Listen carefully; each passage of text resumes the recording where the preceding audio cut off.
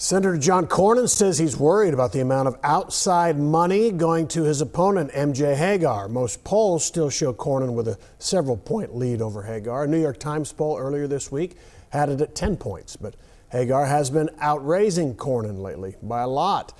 Fox 4's Blake Hansen joins us with more on this race. Blake. Yes, Steve, Cornyn acknowledged that, a lot of people moved to this state since he last won. He says he's not taken anything for granted. Perhaps this is just smart politics, what he's doing, but there is a lot of uncertainty, a lot of other added variables that is making this election day more difficult to predict. Senator John Cornyn arrived in the rain to vote early in Austin Wednesday. His forecast for his 2020 prospects, murky. Every race is too close for comfort. I'm not taking anything for granted. We're seeing an enormous number of people voting, which is a good thing. But obviously, in the 6 years since I was last on the ballot, there's been a lot of changes in the state. Polls show Cornyn has a several-point lead over challenger MJ Hegar. But Hegar has been outraising Cornyn, raising roughly triple the amount of cash as the three-term U.S. senator in the first 2 weeks of October. I think the thing that worries me the most is all this outside money coming into the race. It's unusual. Hegar, who voted early in Round Rock Tuesday, said she's not making much of the polling. I am very confident, and I don't look at polls because polls aren't accurate in Texas. Cornyn is running as if he thinks this race is closer than the polls show. Whether the money in this race will make a difference is unclear. So says SMU political science professor Matthew Wilson.